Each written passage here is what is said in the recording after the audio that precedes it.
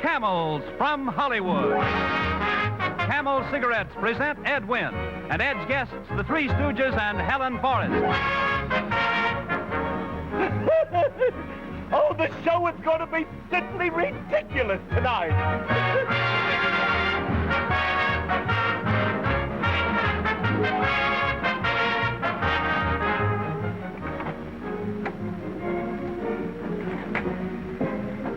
Hello, Ed. The show is about to begin.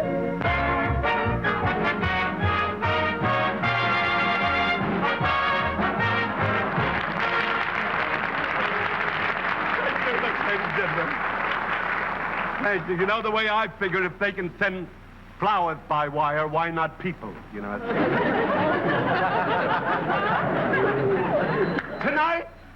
Tonight's show will keep you on pins and needles. If you'll actually not be on pins and needles, I mean, you will at least be stuck with the show anyhow. You save stamps?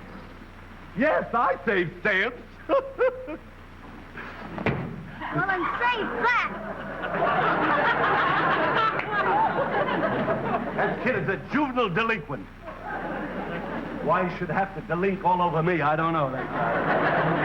His father was an adult delinquent. That's what he was. That's why the kid is a juvenile. His father once took my father's gate. Right from the front yard. And my father wouldn't tell this kid's father that he took my father's gate. And when I asked my father why he didn't tell the kid's father about taking my father's gate, my father said he was afraid that the kid's father would take offense.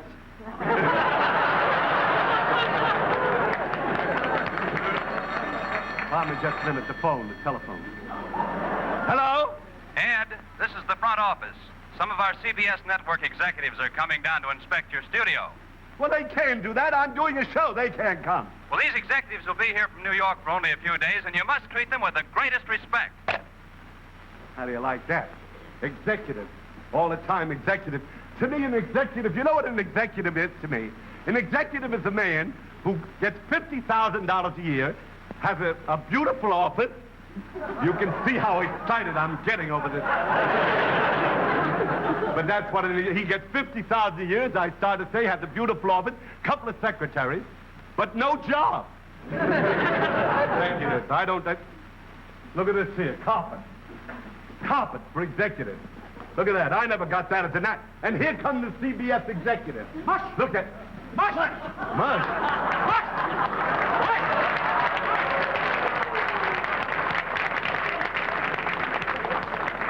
I know this is an extravagant waste of money. Here, boy, take this rug and beat it. That's no way for a vice president to talk. Oh! Hey, what is this whole thing anyhow? We are the CBS Brain Trust. This is our vice president in charge of soap operas. Oh, the vice president in charge of soap operas. How do you do?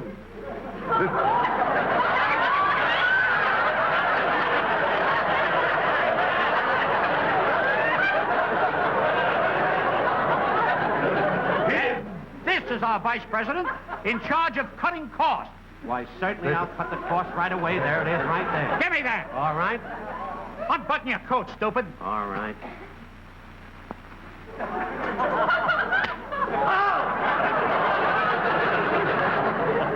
Gentlemen, the vicissitudes of one's circumstances in these surroundings makes it nigh impossible to state one's feelings, which entitles you to additional chastisement. Prepare for the double zinger. No, not the double zinger, no. Executives. Put your fingers out like that. Now hold your arms out that way. On your mark, get set, go! Go!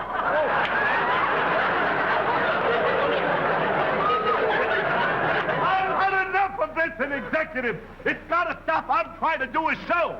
Well, we're going to make a few little changes around here. There'll be no changes. I'm going to do the show myself, and I'm going to start it right now with a Camel movie. Well, after the Camel movie, we're going to make some changes. There will be no changes. Oh, gotta be. Wait a second. Camel, smoke camel, camel, and see how mild a cigarette can be. Oh, Danny's used to lying, fierce and wild. But when it comes to smokes, he likes a cigarette mild. He says, smoke Camels, and you will see they're so mild. Camel suits you to a T.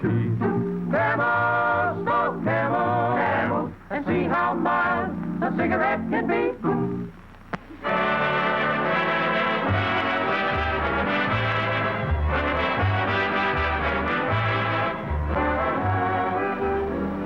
This is my suit especially for picking oranges.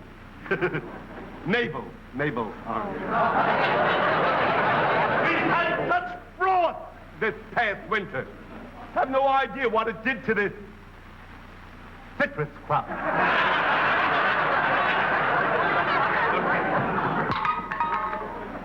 Look at that. So cold. Frozen orange juice. But look at this beautiful scenery. Isn't it gorgeous? Look at the pond, the wishing pond, the scenery, the trees, the bird bath. Lots of people have thought of a bird bath before, but I'm the first one to think of this, you know. This, I think, is so wonderful. See, isn't that cute? The bird. This is really, I'll tell you what this whole scene is for. It is really to welcome my beautiful and lovely guest, Helen Forrest. Would you play some lovely music for the lovely Helen Forrest?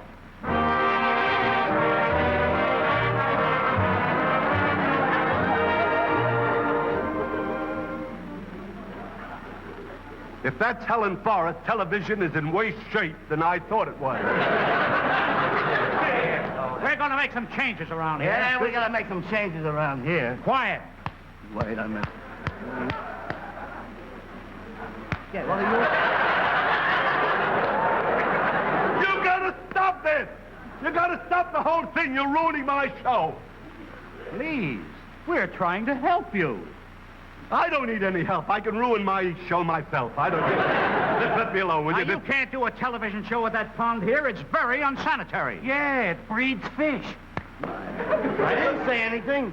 Well, now, you see, that should teach you a lesson. They're making an executive out of me now. This is We got to get rid of that fishing pond. No, boys! Boys! Stop! Stop, boys! That is not a fishing pond. That is a wishing pond. Wishing? Fishing. Smishing, it's got to go. Yes, Come on, get it off. Quiet, Terry. Wait a minute. I'm going to make a wish.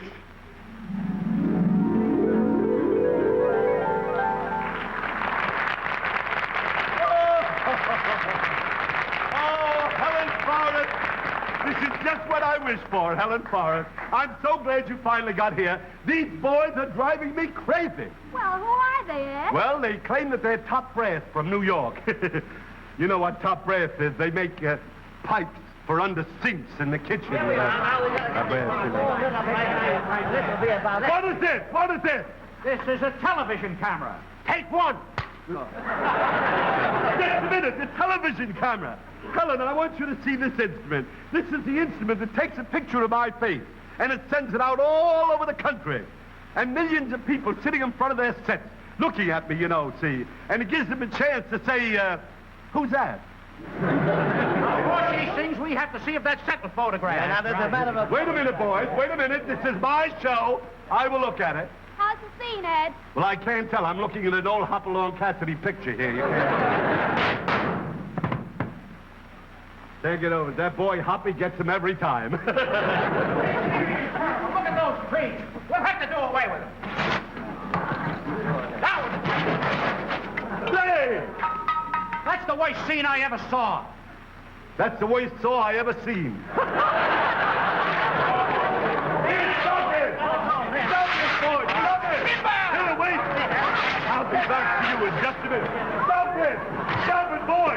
Get out! Hey, wait a minute! Here, stop! Stop, boys! Boys, this is a wishing pond. Such executive. This is the wishing pond. Shall we all make a wish? Yes. All right. Wait a minute. It's too small a pond for all our wishes. Just let me wish alone. Wait, I get a little coin here. I wish. I made my wish. Now I throw a coin in the pond. That's just what I wished for. That was the whole thing. exactly what I would do. And now, Helen, I would like to ask you, Helen, what are you going to do for us? Well, I'm going to do a torch song, Ed. Well, I thought you would. I love these kind of jokes, you know. But you really can sing in front of this piece of muslin. This was bought at a fire sale by CBS, this thing here, you know. You're going to sing a torch song? I'll tell you what you should do. To be in the perfect setting, you should have a speakeasy scene. You see? Now, would you open the curtains, please? Look at that. Look at that. Oh, wonderful. Television, you know, they've had this scenery since 1928 or 29. This is a speakeasy. Oh, that's beautiful. Now, you Ed. sing in front of that. Oh, that's beautiful, Ed. But what are you going to do while I sing? Oh, I'll think of something.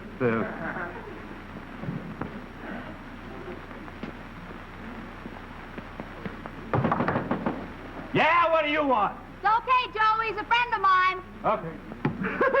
Thank you very much. Most people get their wish as time goes by, but I guess I've been cheated. The dream that I have waited for has never come true. The dream of just one simple thing I've loved to do. I wish that I could shimmy like my sister Kate, shimmy like the jelly on a big plate. My mother wanted to know today why all the boys are looking at Katie that way. All the fellas in the neighborhood know that she can shimmy and it's understood. I know I'm late, but I'll be up to date when I learn to do the shimmy like my sister Kate. Took my sister Kate to see a burlesque show. Thought she'd learn a lot of things she didn't know. After watching for 2 minutes flat, she yelled, I can shake mine much better than that. So she stands right up just as big as life. Shimmy, silly fella wants to leave his wife. Oh, how I yearn. Where can I learn to shimmy like my sister Kate? In Macy's basement, Oh, shimmy like my sister Kate. in Gimbel's window, Oh, shimmy like my sister Kate. at Arthur Murray. Yes, shimmy like my sister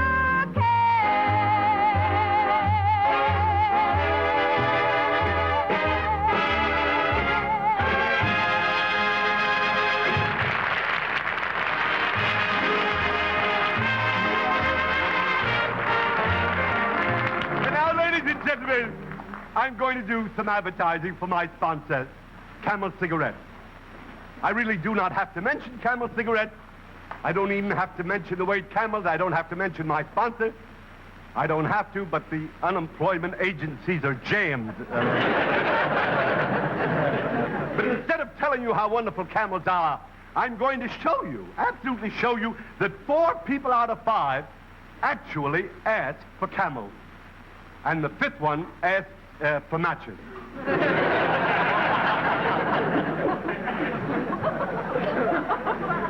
I've been working on this here for about 3 days. This is my display. Oh, yes. Yes, miss. Do you have any Camel cigarettes here? Camel cigarette? I'll look. Camel cigarette. You wish a pack? Please. Yes. Here's a nice pack. I've been working on this display for 3 days now. There you are. Thank you. Oh, that's perfectly all right. I'll finish the display, you know. Oh, yes? Yes. I'd like a package of those delicious, mild Camel cigarettes. Please. Yes. Unquestionably, she's being paid by the sponsor.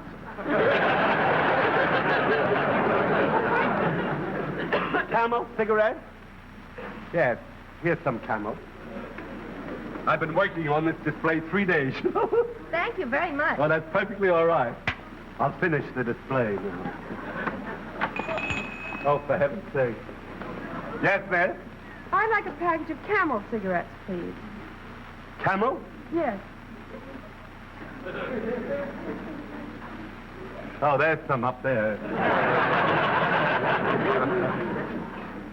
I've been working on this display 3 days, you know. It's to go up 2 more high, you see. There you are, miss. Thank you. You're welcome. Oh, you better make that 2 packages. You mean you want another package of Camel? Yes, please. You just thought of that? You made it up yourself?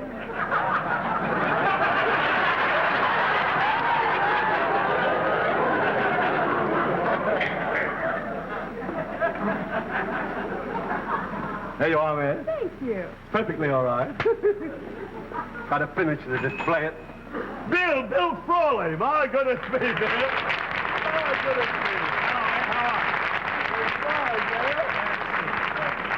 Bill, I must admit that you had me absolutely... I'm so surprised, you know, at seeing you here. Why? Well, I don't know. I'm just... I thought that you were to be on my show next week when I have Joey Brown also and Ilyona Massey. That's what... And I'm surprised to see you here tonight. Yes, I know that, Ed. I'm very happy about it. Thank you. Well, that's But I just happened to be in the neighborhood, and I thought I'd drop in for a pack of Camels. Camel cigarette? Yes, you have Camels. Well, I'll look.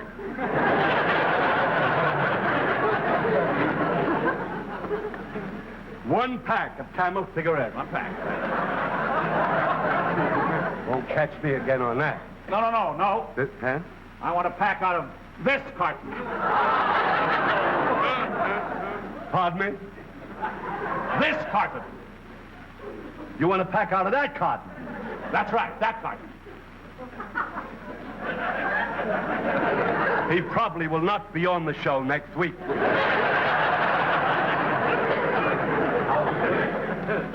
Thought of this, I don't know. 3 days I've been working on this. Come on, son, don't loiter. Come on. Not loitering, I'm just...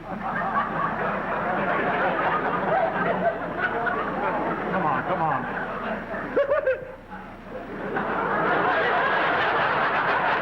There you are, Bill. Thank you. But I want the whole carton. One of those? This carton. You want this carton here? That carton there. Do you mind? I've been working 3 days on this thing here.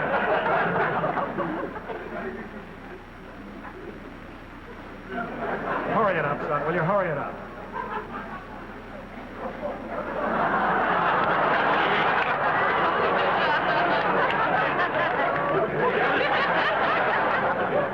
There you are, Bill. Thank you, Ed. Thank you very much. See you next week, Bill. You bet you will. Yeah. Good night. Good night. And be funny. Is it?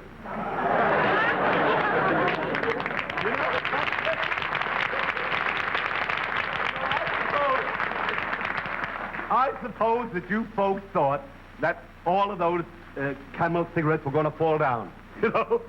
Didn't you really? Because I did, too. This is a disgrace. You call that advertising? You've been at it 3 days. Where's that carton of Camels? What carton? Get another carton of Camels. Get another carton yourself. Pardon me, do you have a fountain pen? Oh, a fountain pen.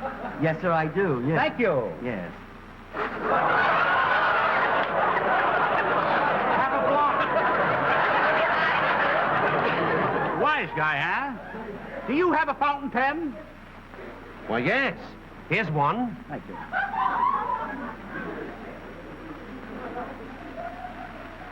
Oh!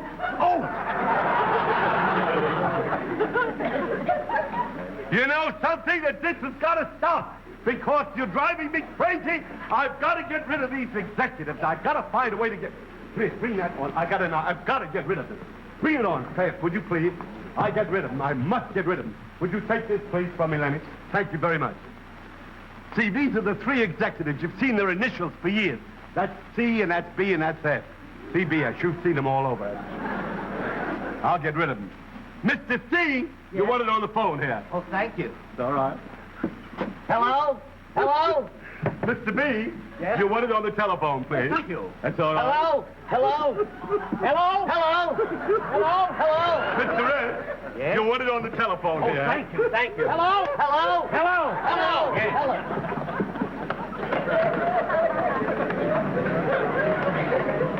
That'll get rid of them. All right.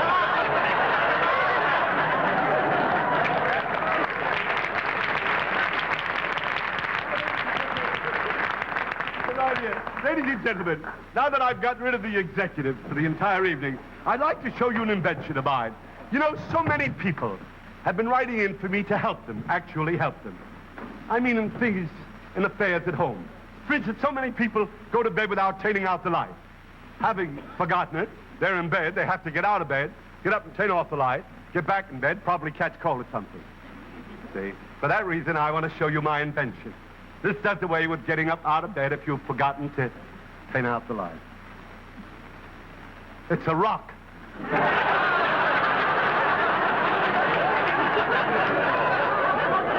Now, if your aim is good, you never have to get out of bed. Made this up out of my own head.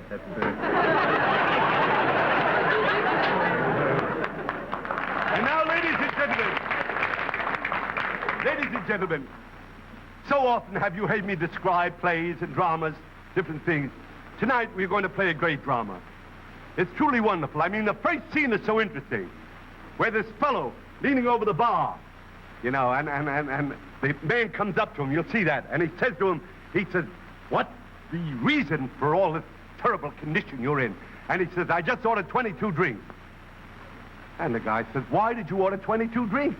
And the fellow said, because there's a sign over the bar which says, no one saved under 21. Some of the jokes that you will hear are even worse than that. Open the curtains for the drama.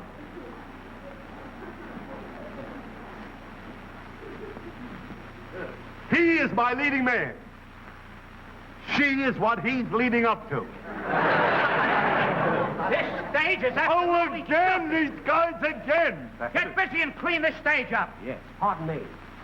Go on, get to work.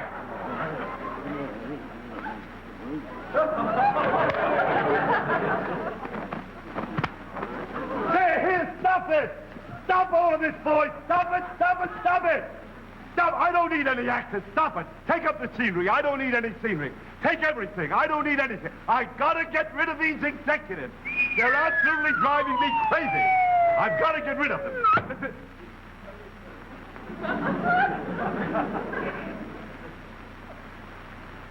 That's a sandbag. That's dangerous, you know that? That could kill someone.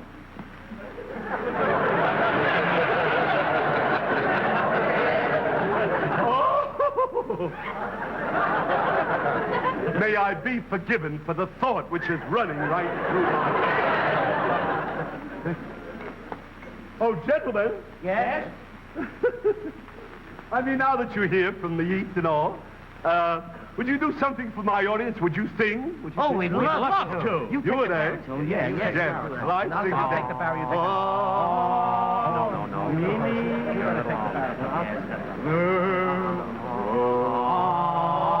No. Boys, here, wait, look, boys. Look here, just stand here. Stand right around the inkwell here, just like that. Now, wait a minute. Now, you don't have to strike a note. Would you play some executive music, please? When you wore a tulip, a sweet yellow tulip, and I wore a big red rose.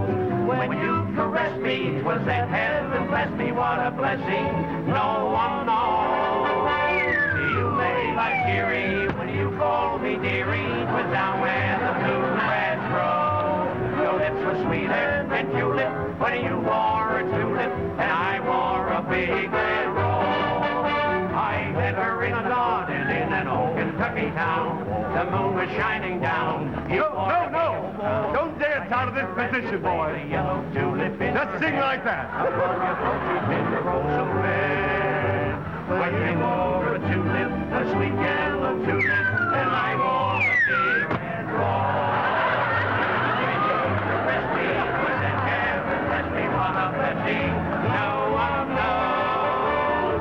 You made like dearie when you called me dearie, was down where the bluegrass grows. Your lips were sweeter than tulip when you wore a tulip, and I wore a big red rose. I met her in the garden in an old Kentucky town. The moon was shining down. He wore a gingham gown. I kissed her as I placed a yellow tulip in her hair. Upon your coat you pinned a rose so rare. And you wore a tulip, a sweet yellow tulip, and I wore a big red rose. When you caressed me, and never touched me on a blessing, no one knows. You made like dearie when you called me dearie, was down where the bluegrass grows. So it was sweeter than tulip when you...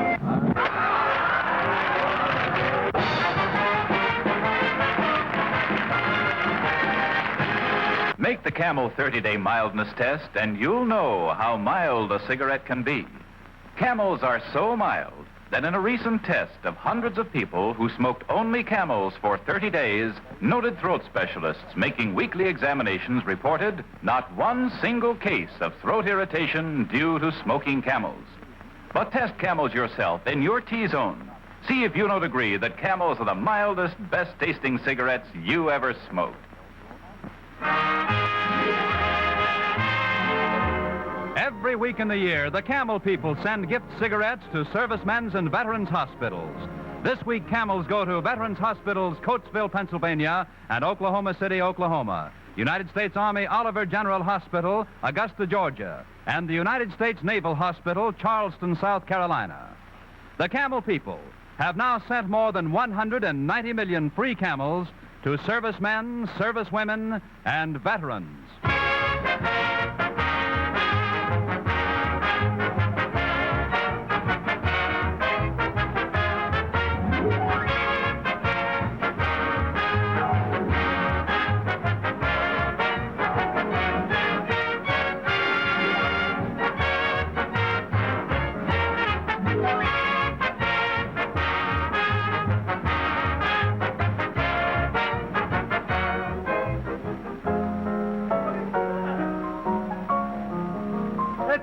About me. It's in Radio Mirror. It's written by a Mrs. Edwin. Probably a relative, you know. Strange. By the way, I want to thank the Three Stooges for playing the part of CBS executive. And any resemblance to the Stooges and the real executive is definitely malicious.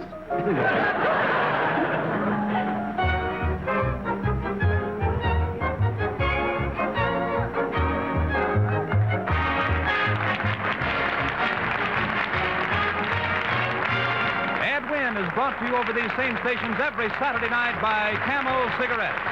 Next week, Ed's guest will be one of America's most beloved comedians, Joe E. Brown, and the most beautiful blonde in Hollywood, Ilona Massey. Bob Lamont speaking. This is CBS, the Columbia Broadcasting System.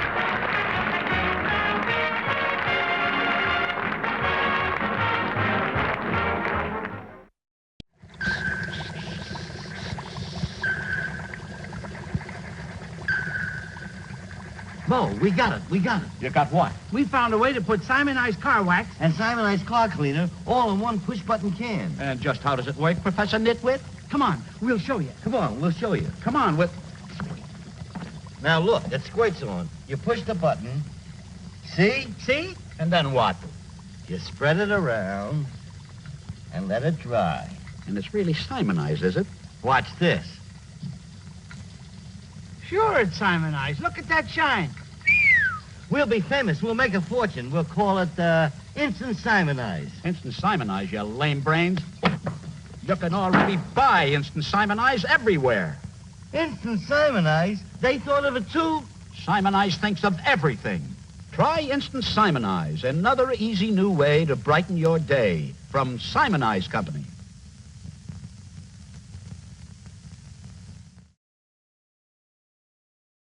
E, insert 1, take 1.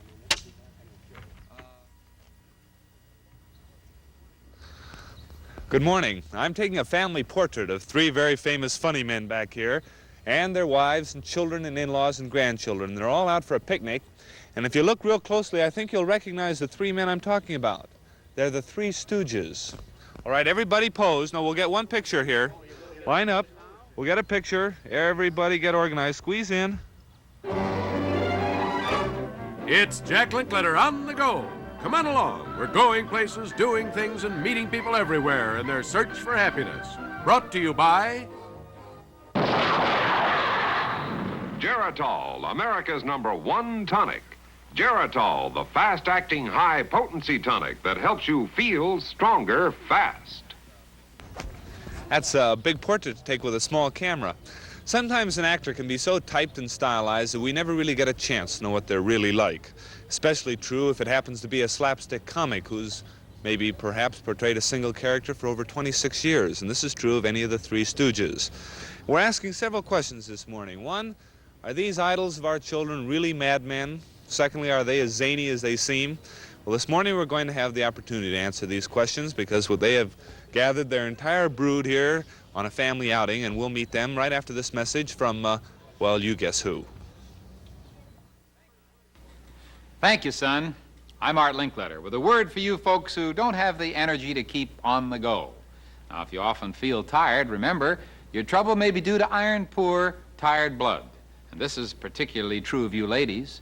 To feel stronger fast, you should change undernourished iron-poor blood into Geritol, iron-rich red blood. Check with your doctor, and if this is your problem, take Geritol every day. Now, you can't build up iron-poor blood with vitamins alone, but with Geritol you can, because 2 Geritol tablets or 2 tablespoons of Geritol liquid not only contains 7 vitamins, but also twice the iron in a pound of calf's liver. In only one day, Geritol iron is in your bloodstream, carrying strength and energy to every part of your body. So to keep on the go, take Geritol every day. You'll feel stronger fast in just 7 days, or your money back.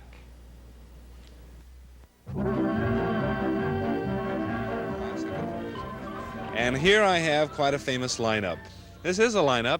We have Curly-Joe, Moe, and Larry. What are your real names? So you're Larry? Larry. Larry what? Larry Fine. Moe Howard. And Joe DeRita. Well, fellas, I have searched you as far as I could, and I've looked all over the picnic baskets, and there are no pies, so maybe I'm safe, huh?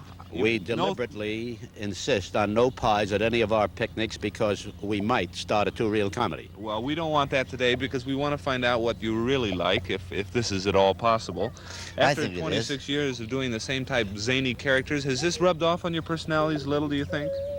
Well, I don't know. You have to look at us to tell, don't you? Well, how do you live at home? Do you, when you don't like the spinach, do you throw it at your wife? Oh, no, this I could never do. I would say that there's quite a serious element in the home life of the lads, even to the point of taking a lot of time out for writing and things like that, which is a very serious job. Mm-hmm. Not until the camera is on us do we really go into what we term our characters. Now, one thing before I get into what your life is more or less like, I did a telethon with these gentlemen a few weeks ago, and they kept getting money being donated if they would show that they didn't have wigs and that they really had this zany hairdos. Where did these things originate? Do you know, Curly-Joe? I haven't been with them that long. They can tell you. And you don't have that much hair I either. just comb it. There it is. It's ready. It's ready. Well, mine started with curls many, many years ago, and as a youngster I had to fight my way through on my way to school. And finally I got discouraged and went to a friend's house, took his mother's scissors, and just wrapped these curls all around. And when I looked in the mirror, I remembered later on exactly what I looked like. And that what's was your it. excuse? Well, mine came about, I had shampooed my hair in the theater, see, and somebody asked a question. I opened the door, and it was J.J. Schubert. We were in the show, and he said, "What's that?" My hair was all out, dry, and he says, "Leave it that way." And I did. Well, now, before you fellas met, this was 26 years ago, what type of jobs did you have? Were you always slapstick comics? Oh, no, I did an act in vaudeville with my wife and her sister, straight singing and dancing, and I played the violin. And then one night they gave a Ted Healy night, and he was with him, and he looked at me and dressed in a tuxedo and playing the violin. He said, "If we get this guy to throw away the violin, I think we got another whole But comic." you had done a serious act. Oh, yeah, I thought I was. You weren't insulted by No. that, huh? No, not with the money they offered me, no. That's no insult. What were you doing before you joined the group? I was in dramatic stock, believe it or not. I spent many years... Playing a heavy? All Yes, types he of did. characters. I played an old 70-year-old man when I was 16 years old, and played many of the old melodramas like The Old Homestead, East Lynne, and Human Hearts. I don't remember these days, but I hear that they I know. did exist once. Yes, and I played with such people as Frank McHugh and Frank Morgan and Harding. So this was quite a departure for you. Yes, I would say it was. This was a development over a period of years. You enjoy this more, I take it? You stayed with it? Financially, yes, but my old love is still prevalent as far as I'm concerned. So really all these years of success have sort of been a saddened success to you in a way. From the theatrical standpoint, I would say yes. That's interesting. Just like Chaplin would like to play Hamlet. That's very interesting. So, well, Curly-Joe, you are a heavy. You can play comedy and you're still a heavy. I have been. What were you doing before you joined the group? This group? Well, I was raised in show business. My mother and father are in it. I've been in it since I was 7 and a half. And I was done everything. Vaudeville, nightclubs, tent shows, medicine shows, out through the Midwest. I've been He tried around. some of the medicine on his hair. See the result? Yeah, I know. It burned the ends off. Well, you fellas have had quite a success story because it's been really, the last 4 or 5 years of television bringing back your old movies that have created such a tremendous success for you, gentlemen. Well, may I straighten this situation out? We finished a 24-year contract at Columbia on January 1st, 1958. In August of 1958, these old comedies were put on television. So actually, we were out of action, and gratefully, because we've been working pretty hard for about 7 months, and then it happened. And now the rains don't stop. The fan mail and the money and everything else seems to be coming right in. The fan mail. Well, you know, of course, you fellas are identified with the fingers and the eyes and the pies and all that, and I'm not going to get you going wild, but I would like to find out whether the parents' criticism of it, how you've reacted to that, and a demonstration of some of these things in slow motion. But first of all, I want to direct something to the audience. If they have spent any sleepless nights, we have a real good solution for you right here.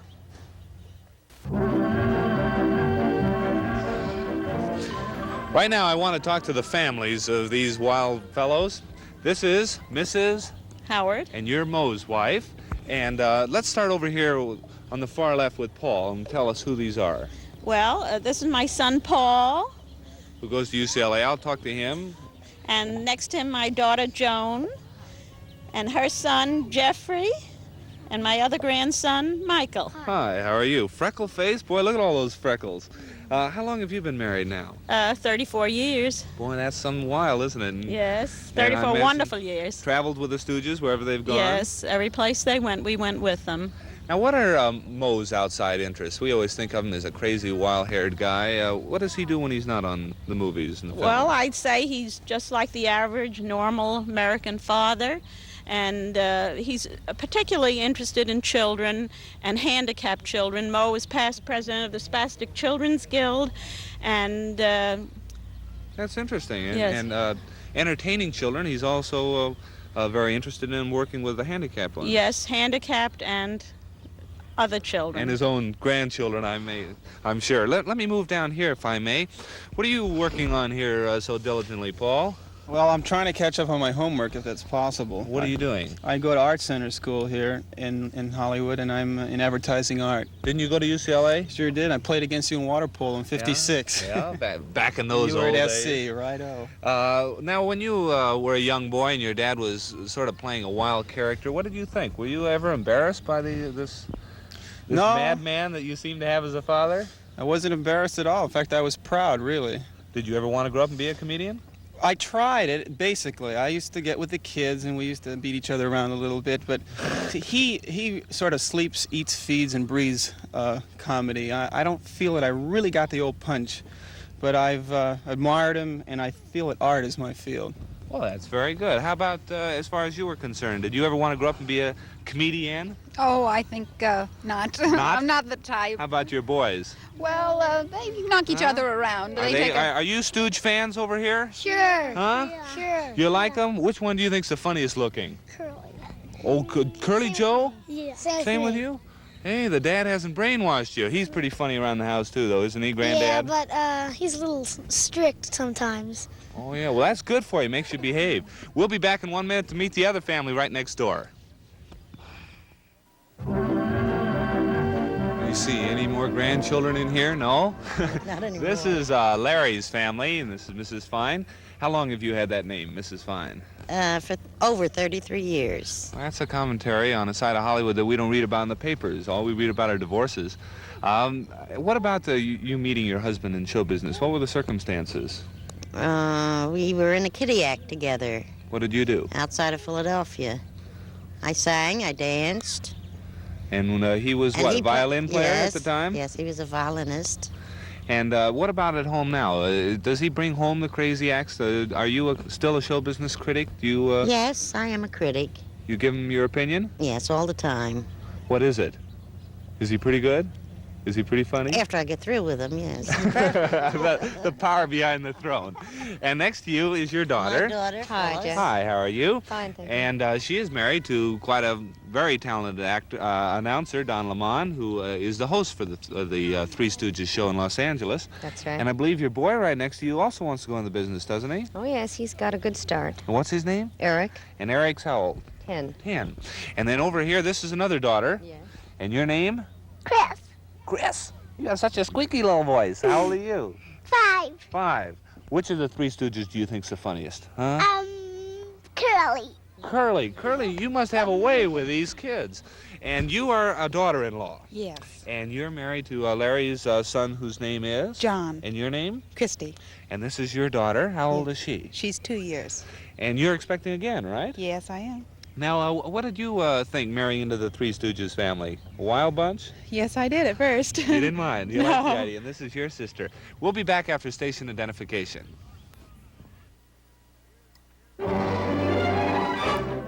Here's the second half of On the Go, starring Jack Linkletter. Presented by the amazing twins that keep cookware shiny bright. Copper Glow for copper, Alumaglow for aluminum.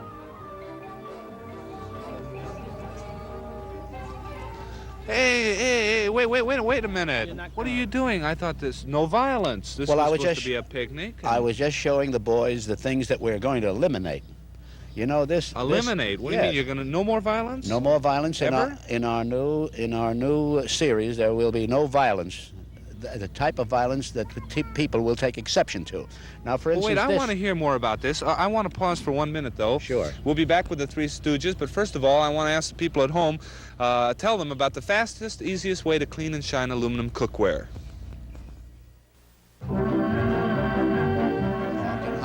We're back at Plumber Park in Hollywood, California with the Three bird Stooges watchers. and the Bird Watchers and all the relatives of Moe and Larry. I'm sorry your relatives couldn't make it. My family's in Baltimore, my mother and sisters and everything. I want to wave at them. Hello, everybody in Baltimore. Hello. Very good. Now, you just said something sort of startling, Moe, and that was that you were going to cut violence out of your act. Now, why?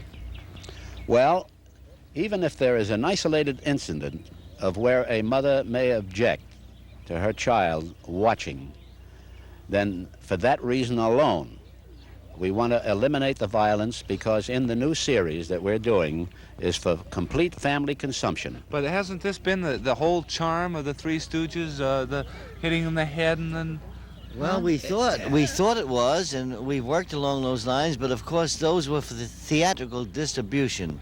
You see, we feel now the television is going into the homes, and that might make the difference. There's 2- and 3-year-old children that never saw those pictures before that see them now. Now, you don't really hurt each other. No. Could you show, for instance, now what do you do when you wrestle his nose here? Well, look, actually... His nose. What do you mean wrestle? Well, here's what he means. Now, ordinarily, someone might think there's an element of violence which is created in my expression, but actually his expression. Now, hold your head still. Now, my finger actually winds around loosely, but in the speed it's done with.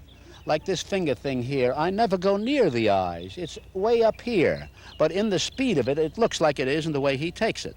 Now, with Joe, I may grab him by the ear and look like I'm twisting it. His expression of pain and mine of viciousness builds up to the point, but actually I wouldn't hurt this lad for anything. No, you wouldn't hurt me. No. I might give him a little smack like that. Now, that didn't hurt. No. You see, we're on the picnic, and he's having it. Yeah, he's having all the fun demonstrating. A good one, Joe. When you are in public, I imagine most people expect you to be going around hitting everybody, but this is just your character, and you're eliminating this, and you still feel you can be funny and tell jokes and have fun and create situations without this. Just one word. There will be violence in the pictures, but it will be done in cartoon. Let's not call it violence. Well, there no, will no. be an element of slapstick movement, fighting. slapstick fighting. That's our identity. So what this is now? So I think we've confused myself and the audience. You fellas are going to host a new series of cartoons of the Stooges doing these things. Right. In animation, yes. And you will have situation comedies that you will reenact, but just funny incidents. Right. That's correct. Comical ones. Comical ones. You got it, Jack. Yeah, I think I got it straight. I hope the audience has. Now, what about some of the things in the past, since there were these wild things? Did any of the scenes backfire on you? Did you ever have big mistakes? I did want to explain one thing for Larry. Of course, I feel that I can explain this better because I was an onlooker at the time. In one sequence where there's some gangsters, incidentally, Lucille Ball was in that picture with us. She was a gangster? No, she was Gangster's Ma, they call it. At any rate, there was to be a fight between Larry on the close-up, he and another lad, a gangster. And in the scene, in preparing it, they measured off, and Larry stayed about 2 inches away from the limit of this man's fist. So when his arm was fully extended. Right, Larry would take it. Now watch. See? Now, Larry's feet were marked off with chalk where he must stand, and so was this gangster's. And then they put our stand-ins in. He went and lit a cigarette, and nobody had noticed that Larry stepped about 4 inches forward of his mark. And when he let this go, show him your new tooth, Larry. You're not kidding. Right out of his mouth. Knocked the tooth right out. I think it was his first teeth. Did you leave it in, or did you cut it out? No, I guess that it was got cut a out. little Had to be cut out, the blood and everything. And there were many other instances that backfired, like in a carpenter routine where Curly-Joe cut the table in half. He was cutting a board, but he cut the table at the same time. When I stepped to get the thing, the table collapsed and the ribs landed along the edge, and a few of them were cracked. But not in my mind, not wanting to do the scene over, I spoke my 4 lines and then passed out. See? Well, you know, you guys certainly have had a lot of fun in your act and over the years, and I think there's a very interesting analytical approach that you fellows have given to your success. You were telling me how you think that the public has accepted you and kids because you're cartoon characters. Yes. In fact, one of my grandsons made mention of the fact when I asked him why he had shifted from Popeye to watching the Three Stooges. He said, well, we all like the Stooges better. And I said, why? He said, well, you do some of the things that Popeye does. You look like cartoons, but sometime we could get to shake hands with you. So you're real. It adds another dimension to your character. That's correct. Well, gentlemen, I thank all of you. You are fine gentlemen, Thank you. on and off the screen, and Jack. I'm sure that my children and probably my grandchildren will enjoy you, too. Oh, that's wonderful. All right. Will you give thank our love to your dad? I will do. We Have a admire good very picnic, much. too. We don't want to shove you out of here. Families now. Right now, we want to show the people at home a product that my wife Bobby and I have found that is really amazing.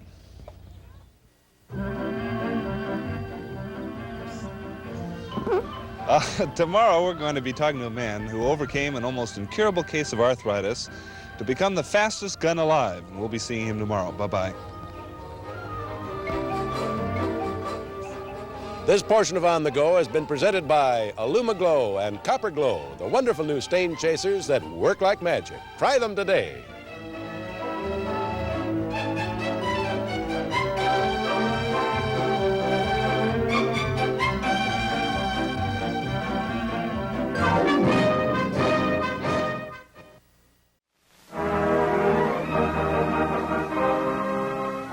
How do you do? I'm Don Lamond, and I've been requested to tell you that 3 distinguished television personalities are now being seen at a new time. 5 to 6 p.m., Monday through Friday on Channel 11. Who? Let's meet them. That's right, the Three Stooges. Masters of Merriment, now coming to you for a full hour every day, Monday through Friday, 5 to 6 p.m. on Channel 11. Good as new. Oh, you idiot! Here, Toots, here's the point. Humiliated. Nothing like this has ever happened before. Now just give me the point. Very well, go ahead and carve it. I'm sorry to have interrupted you at work, gentlemen. Thank you very much. That's the Three Stooges, now seen every Monday through Friday, 5 to 6 p.m. here on Channel 11. I'll be there, too, if I can survive.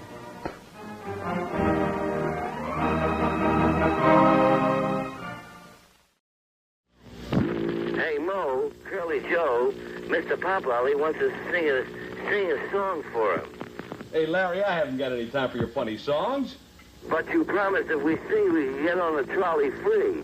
Come on, you can get on free. And so can all of you out there every Monday through Friday at 4:55 on TV 13. We got all these beautiful waitresses back there. Are those two engaged? These two are those four. Does your company do a tie-in with... Fellas, may I tell you how wonderful it is to have comedians on the show, because I have a great personal like for comedians. A couple of weeks ago, I wasn't feeling well, and I was in a hospital. Some of the biggest name comedians came to see me, Jerry Lewis and Milton Berle and Bob Hope and even Jack Benny. And there's one of the sweetest guys I've ever met in my life. And you know, he brought me a basket of fruit and flowers. Must have cost at least $100. And he let me have it for only $62.50. Say, why don't you have some coffee, will you? I'll be right back. Watch the store, all right? Welcome to Strictly for Laughs, starring Dave Barry and his friends. Thank you, and how do you do, ladies and gentlemen? You're all invited to join my party here, to which I've invited some wonderful friends of mine, professional comedians. We're going to have a storytelling session that we really hope you'll enjoy. First of all, I'd like to have you meet one of my guests, a very fine actor on the Flintstones, and is readying a personal appearance tour, Mr. Alan Reed. And sitting right next to him is a very prolific performer who is currently with Danny Thomas on his television series, Mr. Sidney Melton. And here's a fellow that, he's just about played everything in showbiz, has done remarkably well. He's going to be with Lena Horne at the Calneva Lodge in Lake Tahoe, Mr. Paul Gilbert. And now I'm going back to join my guests, and you're all invited to join us in just a few seconds. I like the one that a woman went to see a psychiatrist, and she says, Doctor, I want you to help me out. He said, well, what seems to be the trouble? She says, I'm always forgetting things. What should I do? He says, pay me in advance. I like Could I do one more little psychiatric Okay, joke? This Paul. is a cutie. About this fellow who was very short, and this bugged him terribly. You know, he went to the psychiatrist. You mean and he Mickey Rooney? said, no, not Mickey Rooney. Another fella. He went to the psychiatrist, and he said, all my life I've been a short fella, you know, and he says, my friends, my business associates look down upon me, and every time I dance with my wife, it's ridiculous, you know. He says, I feel so bad about it, it's really bugging me. He says, psychiatrist says, what you, Napoleon, 4'11", conquered almost the whole world. It's Benjamin Franklin, a short fella. A lot of big people have been short people. And he says, the main thing is mental. He says, think you're big. Say to yourself, I'm big, I'm a big person, and you'll be big. You'll project this feeling. So he's walking down the street from the psychiatrist's office, and he's going by, he said, I'm a big man, I'm tall, I'm a big person, I'm big. And he walked by an alley, and a cat ate him. That's good. I love psychiatry. I'm short. I want to go back to travel. Travel. Travel and health, yeah. We weren't talking about health. A friend of mine... You're a sneaky storyteller. Oh, I just go in like that, yeah. Sam Rappaport, his doctor says, you got to have exercise, you got to get out. So he decides to go up to the high Sierras for fishing and hiking. And he's gone for about a week, and his wife's worried about him. She thinks he's lost. So she sends out a missing persons report, And the Red Cross organized a big search with helicopters and walkie-talkies on the ground. And finally, the helicopter sees him in a clearing up high on a mountain, and they talk down to the walkie-talkie, and they come up to him, and there they are, and the man sees him at a campfire across a chasm, and he hollers, "It's all right, Mr. Rappaport. We're here. We're the Red Cross." He hollers, go back. I already contributed at the store." You know, this has nothing to do with the Red Cross. Paul Gilbert talking about short. Actually, I'm quite short, but it doesn't bother me. I could have been tall, and I turned it down. You know. The same Sam Rappaport gets into a lot of jokes and a lot of trouble. Oh, sure. He went to see a psychiatrist. He said he couldn't sleep, so the psychiatrist said, you have to count yourself to sleep. So that night he tried it, and he gets into bed, pulls the covers up, and he counts 1, 2, 3, gets up to 92, 93, 94, 95, 96, 97, 98, 99, $1. Here's kind of an inside thing about talking about counting. At Cape Canaveral, they're shooting up all these things. So this one fellow says, ready for the countdown. He says 30, 29, 28, 27, 26, 25, 24, 20, 30, 29, 28. Very good. I understand they're coming out with a new atom bomb now. It comes in 3 sizes, small, medium, and where is everybody? Well, the atom bomb brings us to the talk of our Cold War opponents. And I think that it's best expressed through 3 dogs, little dogs, who are on the corner of Hollywood and Vine. You can use their real names if you want. No, they're just plain. Their real names are, one of them is an Khrushchev, English Castro, bulldog. Now, one of them's an English bulldog, and the other one's a French poodle, and the other one's a Russian wolfhound. And the English dog said, "Things are horrible in my country. What with nationalization of the railroads and now the threat of the common market, we're having a terrible time." The French dog says, "My country is very bad. The Algerian situation and the gold trying many things very bad." And the Russian dog says, "In my country, everything is beautiful, beautiful, no trouble, no problems at all. No strikes, everybody's happy. Everything is going on lovely." The English dog says, "Well, this fellow already." Yeah. The English dog said, "Well, that's the case." He says, "Well, what are you doing over here?" And the Russian dog says, "It so happens I also like to bark." Very clever. Time to bark up a commercial. Yes, this is not a bark. This is a very gentle message, ladies and gentlemen, from someone very important. Listen, I have another kid story I'd like to tell you about this kid that loved animals. And the father took him to a fair. And this kid was wild, mad about animals. And he took him to a fair and bought him a little turtle with his name on the back, you know. And the kid went crazy, always crazy about the turtle, took him home, and the father built him in the backyard, the most beautiful rock pool with the water and the falls and the little turtle is on, and just like a human being, this turtle. Just like a human. Every morning when the kid go to school, the turtle would hear the kid come down and go up to the side and nuzzle the kid's finger, and the kid go to school, he'd come back after school, and the kid would open the turtle would hear the door, the gate open, right up to the side and look at him and everything. This went on for weeks, and finally one morning the kid came down and walked up to the pool, and there's the turtle on its back, stiff and stark. And so he looks down, and the tears started coming to his eyes, and his daddy walked over to him and he said, "No, wait a minute, son, now. Don't you worry.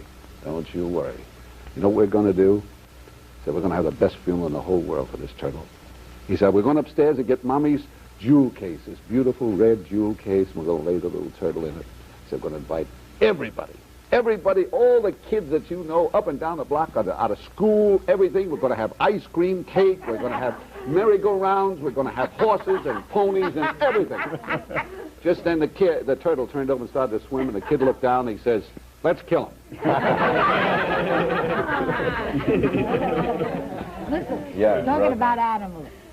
I have to go back to drunk stories, but this works in with an animal story. A drunken animal, right? Yeah, drunken animal. animal. Now, this is a story of a drunk that's sitting on a park bench, and there's a whole bunch of pigeons all around. And so all of a sudden, the drunk looks down, all these pigeons, and he says, "Here, fishy, fishy, fishy, fishy, fishy." And one of the little pigeons starts waddling over, you know, and he says, No, come on over here, little fishy. Come on right over here, little fishy. And the little pigeon starts waddling over and stops right in front of the drunk. And the drunk looks down and he says, "Any messages?"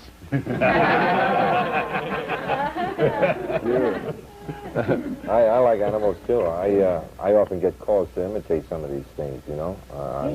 Do you? I didn't know you did Oh, that. yes, he does. Oh, sure. Rosemary's growl of the lion reminded me of the story of this United States Army officer during the war. He's riding in the backseat of this Jeep with this British Tommy driving. British Tommy's driving along. Every once in a while he reaches down the bag beside him, gets some powder, throws it out, goes on driving, throws the powder out. Finally the officer gets curious and he reads up and says, what's that powder you're throwing out there? He says, oh, it's lion powder, for lions, you know. Lion powder. He said, well, I know there are lions in Africa and in India and everything. I never heard there being any lions in the British Isles. He says, are there lions in the British Isles? He says, no. Good thing, too. The powder's no good, you know. Great. Some of the stuff they have about animals is real cute. And I know because I've got a dog, you know. My wife and I were out walking with it the other day, as a matter of fact, and there's always some white guy said, gee, what a lovely animal. I said, that's my wife you're looking at. You know, these are very exciting times, politically speaking. Yeah. And I don't know if you heard this story. I'll take a chance. All right, go on. About the man that approached President Kennedy, and he said, Mr. President, I just want you to know that when you were running for state assemblyman, I voted for you, sir. When you were running for the senator, I voted for you. And when you were running for president, I voted for you. And President Kennedy looked down and he said, thank you very much. Is there anything that I can do for you? And the man said, help me get my citizenship paper.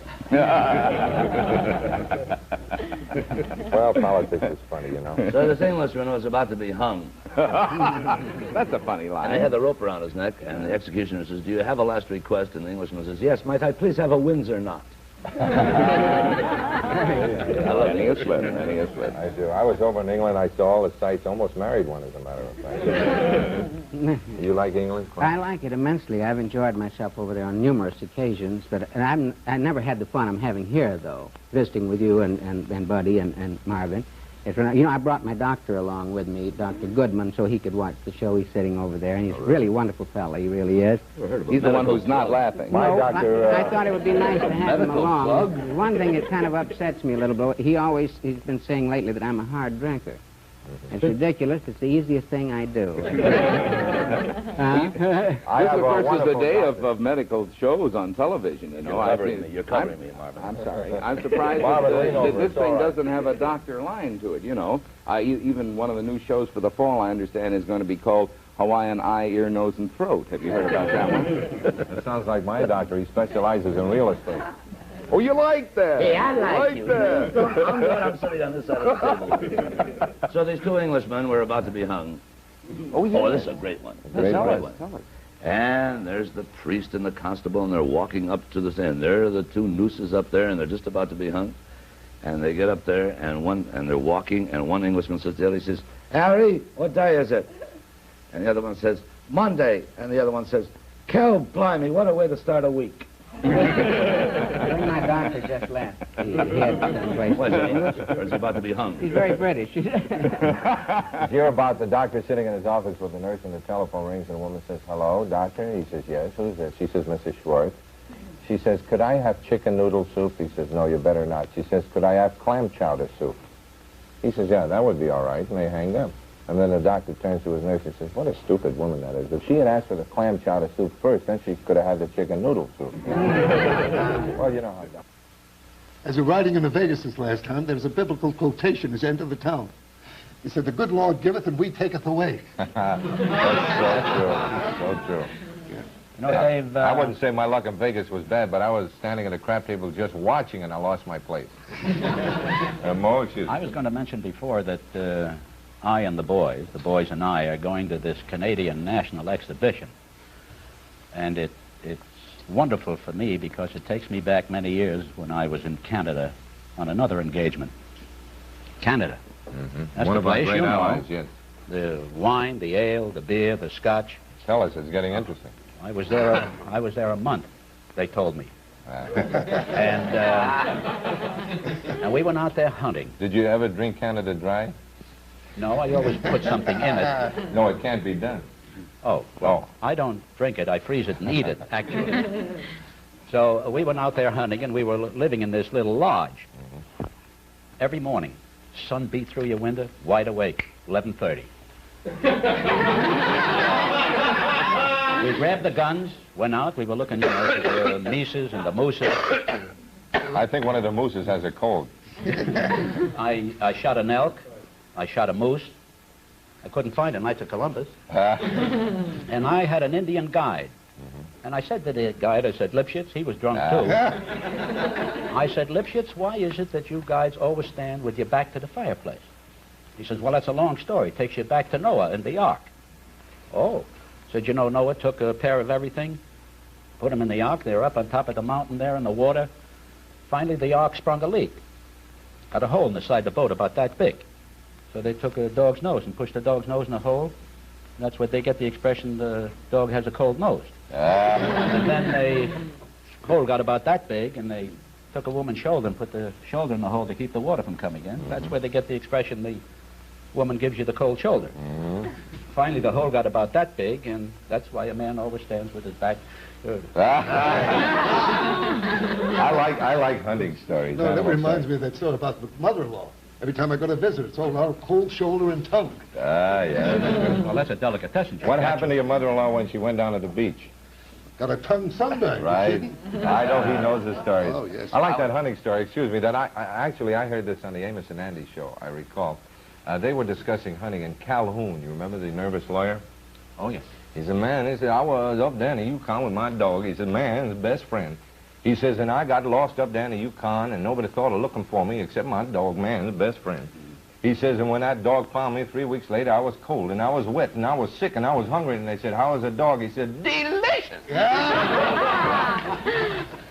Say, I just want to discuss jokes for a minute, fellas, sure. if I may. My pleasure. And Bobby, I know you got such a goodie there, you just can't wait to tell it. No. Well, jokes are very important. They're the bread and butter and jam of our business, aren't they? Definitely. Life. Laugh is a wonderful thing. It's sure, and I Well, wish you we had fellas one right that now. are stand-up comedians with these wonderful jokes is a kind of little bit off balance for That's me. why you we know, I invited always you have to sit down, Mo. always We don't want stand-up comedians. always have a guy alongside of me. You know, I was 35 years old before I knew a pie was made to eat. That's cute. Soupy Sales would like to know that. Soupy Sales? Well. Bobby, about that story. No, I forgot it. No, speaking... I knew you didn't. I was up in Canada, and this fellow came back from a hunting trip. And he walked into his room, dignified gentleman, you know, and there was the most beautiful girl he had ever seen sitting on a chair. And he looks at her fast and walks over the telephone, picks up the phone, he gets the manager on, he said, look it, I'm a distinguished man, I've got a family, a reputation, 3 children, I find a woman in my room, I'm suing this hotel for $100,000, and he hangs the phone up, and the girl gets up, she's about to go, he walks over to her, pushes her back and says, who's talking to you? That reminds me of the story about the woman that calls up the police, says there's a man undressing in front of my window. Police came up and he looked at the room, he looked out the window.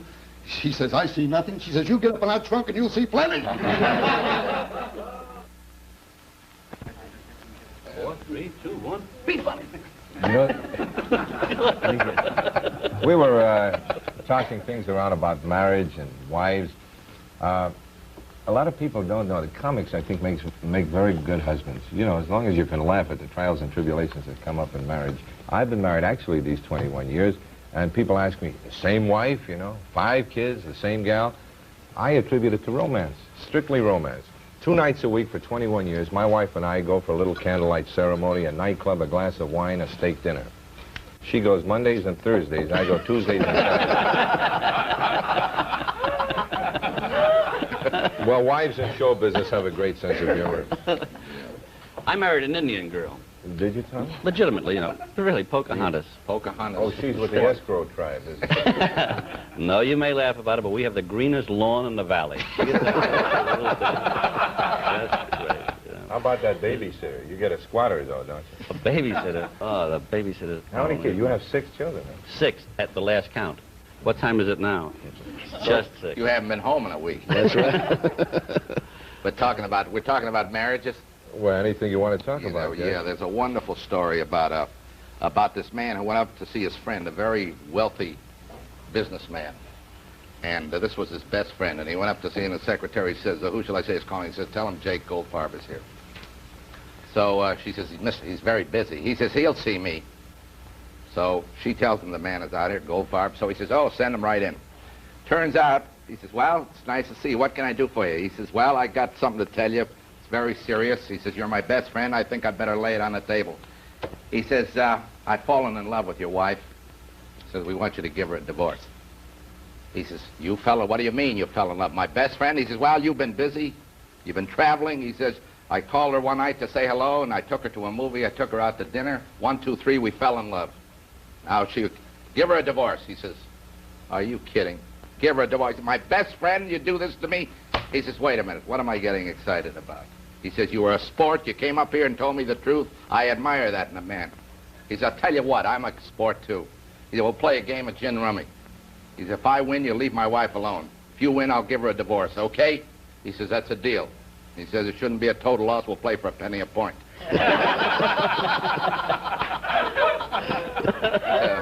Hey, that reminds me. Reminds me of two guys walking down the street. One of them is married. I have to throw that in. This is a marriage joke contest we're talking. And one of the guys stuttered very badly. As they're walking down the street, this one guy that stutters quite badly, he pokes the other guy, says, "Hey, did you see the that? Did you see the that? Did you see the that? Did you see the that? Did you see the that? See, it's too late. She's gone." Well, they go on walking, and the guy starts again. He says, "Hey, did you see the that? Did you see the that? Did you see the that? Did you see the that?" It's too late. She's gone too. Walk along a little farther, and the guy starts again. He says, "Hey, did you see the that? Did you see the that? Did you see the that? Did you see the that?" By this time, the other guy's disgusted and says, "Yeah, I saw it. Stuttering guy says, "Yeah, then how come you stepped in it?" Well,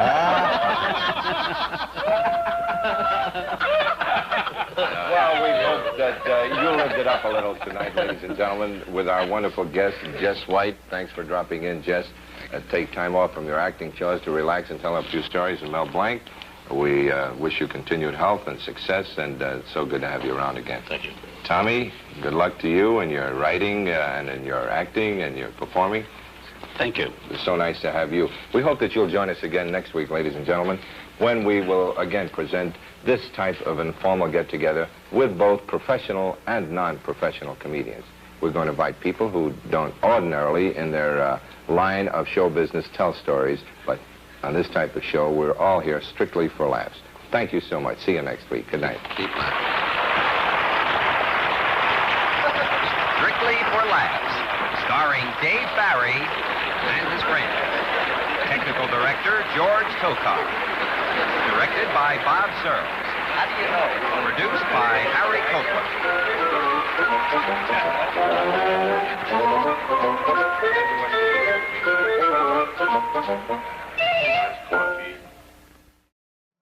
You live in freedom and security, and freedom shares help to keep our country free. So follow the eagle, the red, white, and blue eagle. Buy a share in freedom, U.S. savings bonds.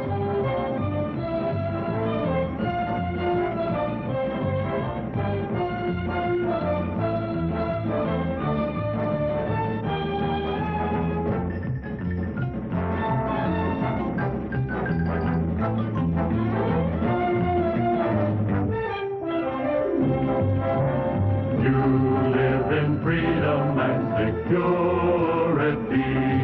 So follow the eagle, the red, white, and blue eagle. Buy a share in freedom, U.S. savings bonds. Oh, hello. I'm Carl Reiner. Yes, I'm Carl Reiner. Let's get comfortable here. Yeah, that's better. Now we're comfortable. No, that's not quite comfortable. That's comfortable. I suppose you're wondering why I'm here. Guess you're wondering why you're there, too. Well, in your case, the boss probably told you to be there, right? And the Treasury Department asked me, so here we are. You were handpicked for a special job, an important one, learning how to sell your fellow employees on joining the payroll savings plan for regular purchase of United States savings bonds and freedom shares. In a way, it's easy to sell because everyone wants to have savings and because all of us down deep want to do something for our country. Payroll savings and savings bonds and freedom shares has a natural appeal for that reason. But in another way, it's hard to sell. Like any good habit is hard. People have to be convinced that this kind of saving is easy. They have to be talked into starting right now instead of putting it off. You'll undoubtedly run into a few problems and objections as you make your calls, and that's what this film is about, to help you answer them. I might mention, incidentally, that you'll be a better salesman if you join the payroll savings plan yourself, and if you're not already signed up, I suggest you do so right now. It brings us to our story. Here in Hollywood, movie making is our business.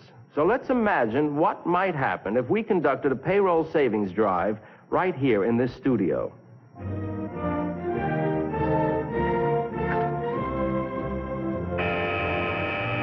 Yes, Miss Grubbs? Mr. Howard Morris is here to see you. Oh, he is, huh? Oh, and he's real cute. All right, Miss Grubbs. You tell Mr. Morris I'm very busy right now and I can't see him. But when he starts to cry, show him in. Yes, sir. Oh, right this way, Mr. Morris. I adore you. Here, I'll wash and iron this for you. See you later.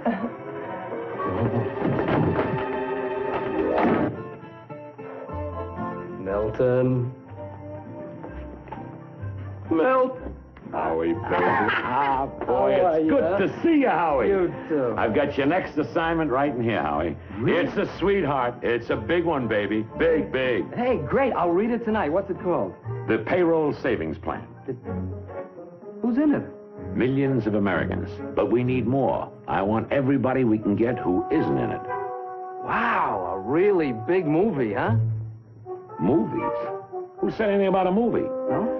I want you to sell the payroll savings plan to every employee right here at the studio.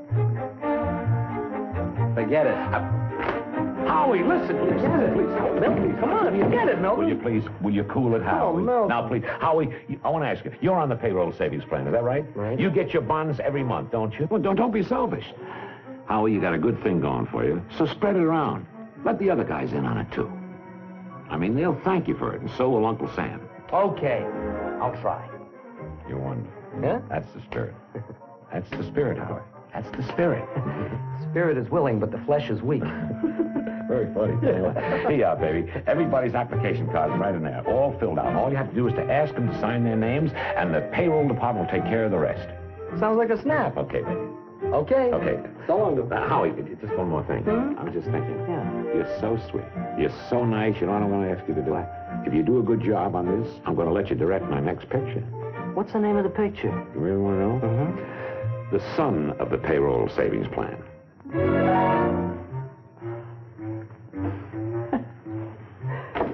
You're all right, baby. You're a sweetie. Hello, Tiger. You can pick up your hanky tonight at my place. Shall we say, 8 o'clock?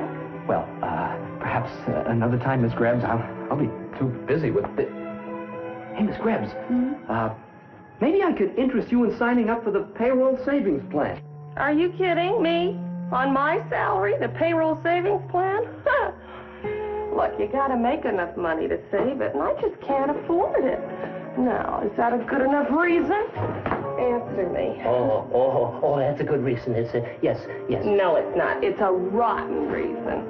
Just because I can't afford to save, you know?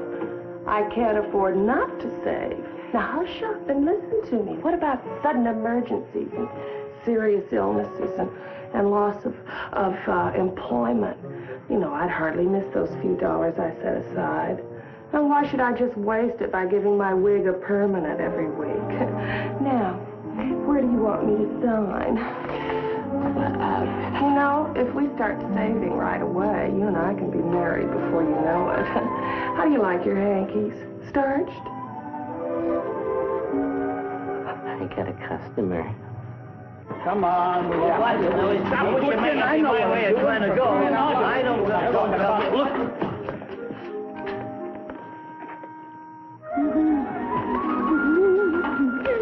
Come on now. What's the matter with you? You act as though you never saw a pretty girl before. Yeah, Moe's right. If you've seen one, you've seen them all. Well, when I've seen them all, I'll let you know. Here, now, I'm telling you to be quiet. 12 sharp.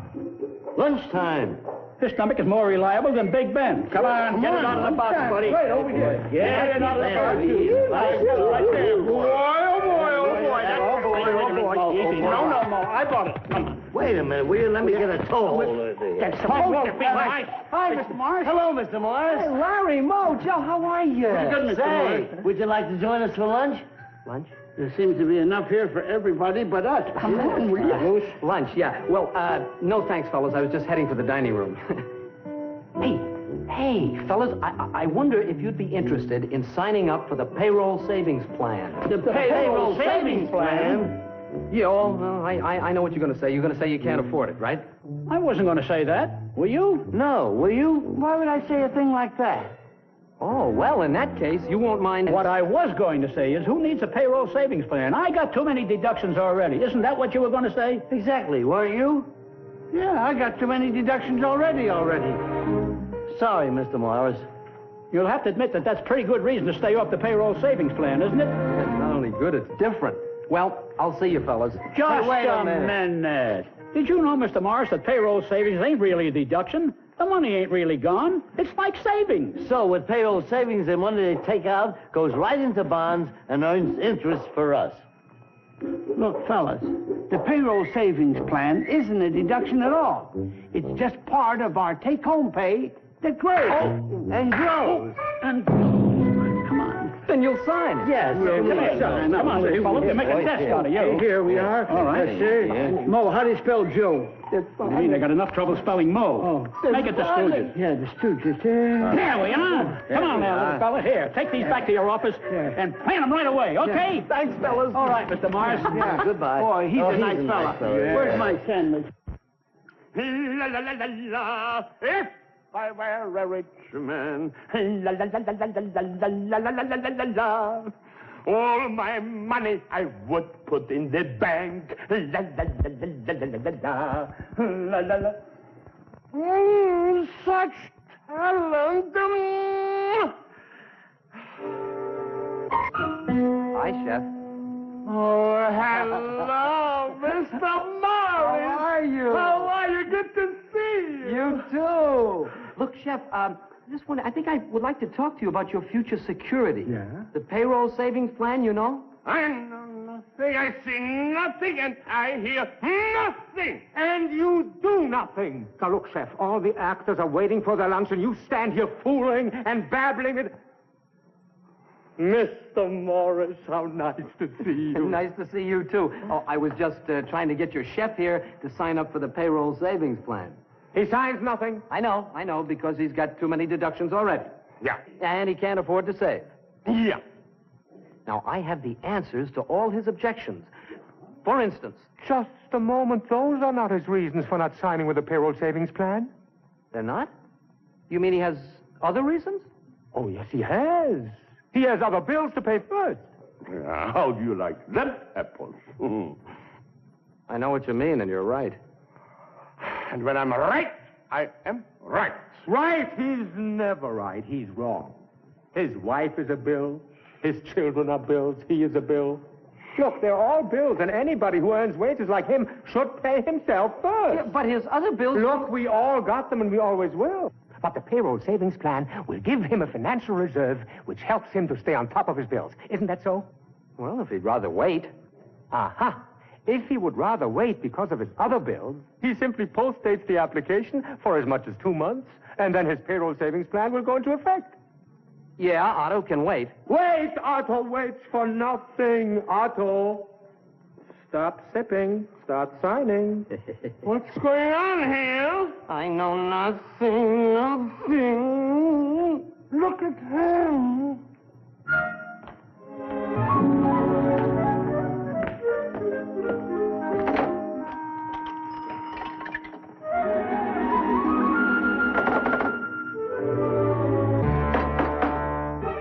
Hey, buddy. Up here. Oh. That telephone's temporarily out of order. Well, what about the dime I lost? Well, that I can take care of. Oh, yeah. I'll get it for you. Just hang on a minute. Yeah. Here you go. 2 5s. Hope you don't mind stamps. Oh, no. Stamps are fine. I don't mind. Oh, hey, listen. As long as I'm here, I wonder if you two fellows would be interested in signing up for the payroll savings plan. Payroll savings plan? Yeah. Your wires are more crossed up than these. Yeah, besides, I'm already out 10 cents in stamps. Yeah, I know. You can't afford it, right? Yeah. You got too many deductions already, and you got bills to pay. Those are your objections. No, but you gave us 3 more to think about. Well, don't you want to save? Sure, but my way. I just object to somebody telling me how to save. I mean, nobody likes a pushy savings plan. Well, thanks for the stamps. Of course, then again, we are living in the age of machines. Might be kind of groovy to have somebody save for us automatically. What do you think? No sweat. My boss does all the paperwork, and Uncle Sam does all the legwork for free. Great, then you'll sign. There you are. Yeah, just put your monikers down there on the lower right hand, and away we go. Dave Monica. Good. There you are, pal. Okay, thank you. Hey, but I'm kind of tied up. Would you mind mailing these? Yeah. Oh, no, sure, I'll mail it. Oh, you wouldn't happen to have a couple stamps, would you? Stamps? Yeah. Yeah, here. Oh, Here. thanks. Would you mind? Huh? There you go. Right.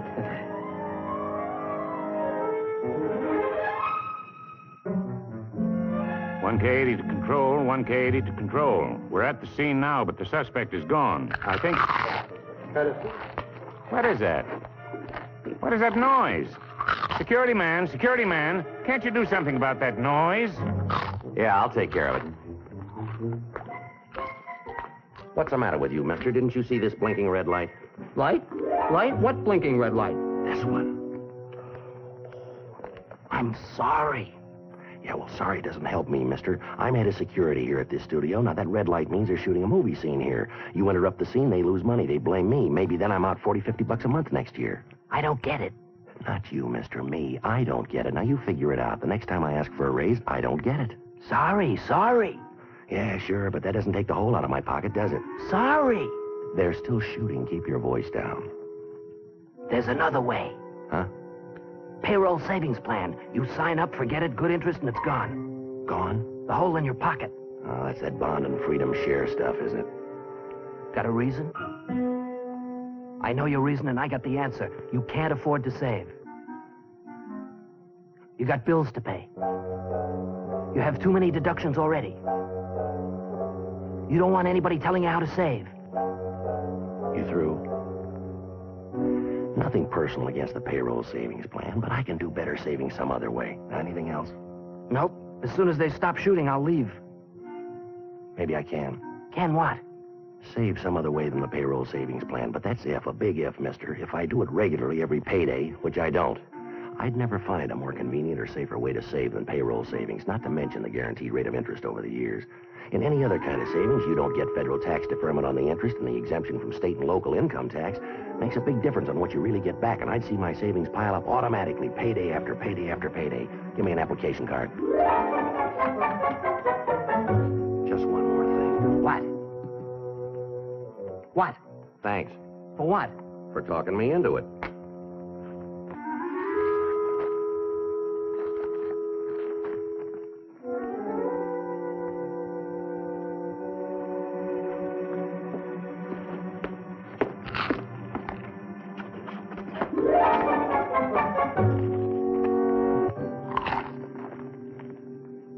Baby, you're sensational.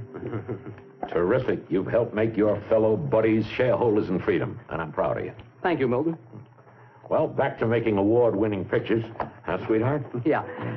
Milton. Yeah? Before I go, can I ask you a question? Anything you want, sure. Are you signed up for payroll savings plan? Well, later, Howard, baby. A little later. I can't discuss it now. Milton. Well, I've been very busy, and besides, I got good reasons. Oh, I know what you're going to say. You can't afford to save. You got too many bills to pay, too many deductions already. You can save better some other way, and you don't like anybody telling you how to save. How did you know I was going to say that? I was going to... Now, listen to me. You can't afford not to save. What are you talking about? You'll hardly miss those few dollars set aside on payroll savings. In no time, you'll get yourself a nice little nest egg. Payroll savings aren't really a deduction. The money isn't really gone. It's like savings. Payroll savings, the money they take out goes right into bonds and earns... Well, you've seen part of a very imaginary payroll savings campaign, conducted the way it might happen in a movie studio. I hope it's given you a little fun, but I also hope it's given you some ideas about how to answer the objections you might run into in your campaign. Now, don't expect your prospects to answer their own objections the way Howie Morris's did. In real life, you've got to give the answers, and that means preparing yourself for it. I know you will. You'll listen to the instructions, you will read the literature, and you will go out and make sales. And in the process, you will help a lot of people, your fellow employees for sure, the ones you sign. For many of them, it may be their first experience with savings, and you'll be getting them started on an automatic plan. You'll be helping your government in the important job of managing the public debt and protecting the value of the dollar. And finally, by taking part in a program which contributes so much to the security of our families and our nation, you'll be helping yourself as an individual and as a citizen. So you've got a real incentive to do the job well. Thanks a lot, and good luck. You live in freedom and security, and freedom shares help to keep our country free. So follow the eagle, the red, white, and blue eagle. Buy a share in freedom, U.S. Savings Bond.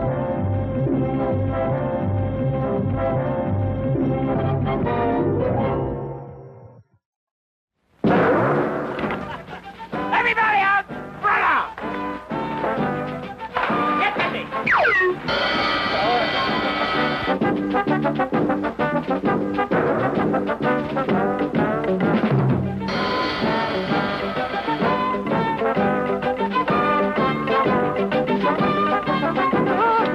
What's the matter with you? Are you mine? Come on, away from here. Start the motor.